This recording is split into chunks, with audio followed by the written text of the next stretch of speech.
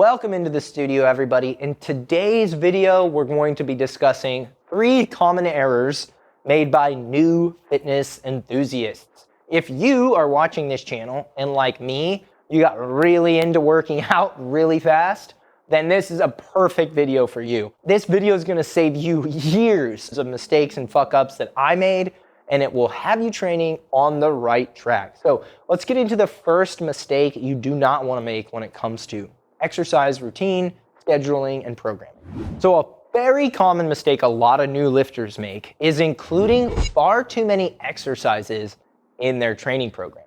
You only want to do so many exercises in a program, and you definitely only want to do so many on a given day. When you're new and everything looks fun and exciting, it's not uncommon to make the mistake of doing 20 different exercises on a given session. I know that sounds insane, but I literally used to go to the gym and I would do overhead tricep extensions and hammer curls to start every session. I would start with arms, which is stupid, but then I would take that level of stupid and go to an even higher level of stupid. I would do flat bench and flat dumbbell flies, incline bench and incline dumbbell flies. Then I would do, of course, decline bench and decline dumbbell flies.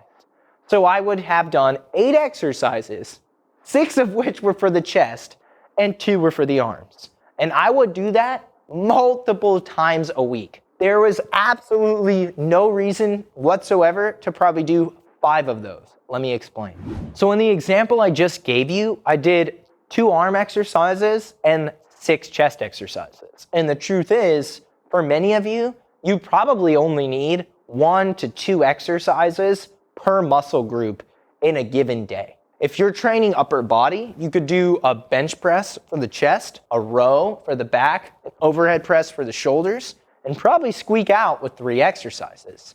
But a lot of novices want to do every exercise they can think of for every body part that they're going to train that day. I even remember doing full chest days where I would play with that routine and hilariously try to pair incline bench with decline flies and incline flies with decline bench to take advantage of all of this crazy mix and match shit. But the truth was, I was just really excited to train. I loved exercising, and a lot of what I was doing wasn't hurting me, but I wasn't making any gains. I wasn't making any progress. I was simply doing far too many exercises for the exercise that I was doing to be meaningful. And what I mean by that was, let's say I did that first 3 sets of flat bench, and I did those flat flies next. Those were probably good. Those had B+ effort. But the incline press and the incline flies had like C+, C- effort, and the decline bench and the decline flies had D to D- effort. Which of those 3 series of exercises was going to be the best for my growth as a novice lifter? The first 2 that were done with high intensity when I was fresh, the second 2 with moderate intensity when I was kind of fatigued, or the last 2 with dog shit intensity when I had no juice. The first, hopefully that's what you guessed. If not, you're probably fucked. But if you guessed the first exercise when you were fresh, you're right. And that is a principle that is integral to training hard and making progress. Do work when you're fresh that's meaningful and intentional. Don't just do work to do it. Which brings me to my second thing that holds back so many lifters. The first point of just doing too many exercises really blends into the second point, which is what I would call junk volume. And that is how much of the volume you're doing in the gym, how much of the reps that you're doing are actually growing muscle. And a good way to conceptualize this is to introduce what are called hard sets or effective reps into the mix. Effective reps are the reps done very close to failure, typically at the end of the set, under substantial load. Another way to look at these are as productive sets or hard sets, which means of the sets I did, most of them were hard and close to failure. Junk volume, or volume that is done for the sake of doing it, that isn't close to failure, that isn't challenging, is probably fine for your health.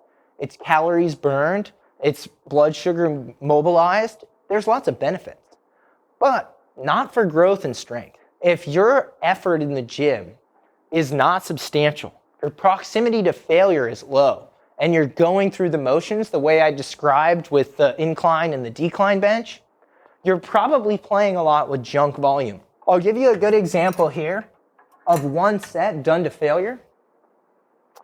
This might be strange if you only have audio, but the visual is great. If I do this set of tricep extensions, this is a sub-maximal weight, not close to failure. And I say, hey, I'm gonna do 12 reps. This is 9, 10, 11, and 12. Okay, I'm done. I did my 12 reps. I'd argue that all 12 reps were junk. None of those reps were close to failure. None of them were heavy enough. So for this to be an effective set or a hard set, and for me to tap into these effective reps, I have to get close to failure. And you'll see in the video, I'm slowing down. I'm feeling substantial pump. I'm getting close to not being able to do a full rep. And okay, I failed. That set was effective. Those reps were effective. That was a hard set. It was more reps than the first set, but that's not the point. The point is, only one of those sets was close to failure. The other one was checking a box. When you're starting with weightlifting, remember this: more is not better. Better is better. I used to go to the gym and make this mistake. I would do tons of exercises, none of them close to failure. None of that was building strength or muscle. It was just burning calories and blood sugar. Yes, it did affect my physique. Some of it probably made me a little more muscular than I otherwise would have been. But if I could have that time back, cut my volume like in half, and make all those sets much closer to failure, I'd be bigger and more muscular than I am right now. I had to unlearn a lot of these bad habits, and I don't want you to do the same. Let's go to the third thing that you want to avoid. It makes sense that the longer you've been training, the more bored you might get of the basics. Many of us started, I know I did, with a barbell. Barbell squats, barbell deadlifts, barbell cleans, barbell bench press, barbell overhead press, barbell front squat. All these exercises done with a barbell. And when I went from training in a weight room to training in a gym, all of the machines became fascinating to me. And so what happened was barbell bench became machine press. Barbell squats became hack squats. Deadlifts became hip thrusts. Cleans became non-existent. Front squats were squats for leg press. And while those machine variations are incredible, the point I really want to communicate is you're never too good to progress on the basics. You see a lot of new lifters say goodbye to push-ups and pull-ups and lunges. They say goodbye to squats and bench press in favor of variations and crazy shit that they might see on the internet or for machines. And they make a huge mistake of constantly popping around and sliding things in and out. Oh, I did bench on Monday, but this Monday I'm going to do machine press. Fine. They're both still a press. But swapping things around all the time or thinking you're too good for the basics is a mistake. I think two things are true. The basics should probably always stay in your program if they don't cause pain. If in your 30s you do barbell bench, and then in your 40s you switch to a dumbbell bench, and then in your 50s you switch to a machine press, that makes sense. I get it.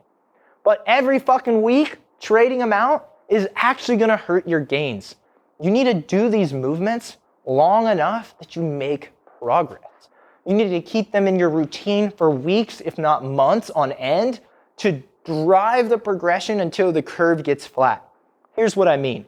When you first start doing an exercise, the progression happens really fast. And then as you get better, it slows down and the line of progression actually flattens. You want to reach a place where the progression flattens before you switch exercises. If you're constantly switching too early, you never have a takeoff period. You never actually improve, and you never hit that point of resistance and friction where a lot of the gains come. Stick with your exercises longer. Be okay with going up in weight by 5 pounds, 2.5 pounds, even 1.25 pound plates. We have these in the gym because when you've been training as long as I have and as long as many of our clients have, these kinds of jumps in 5, 2.5, and even 1.25 pounds on the most basic exercises they make a difference. You need to make progressions, but you also need to not make the mistake of constantly pulling stuff out to put something new in.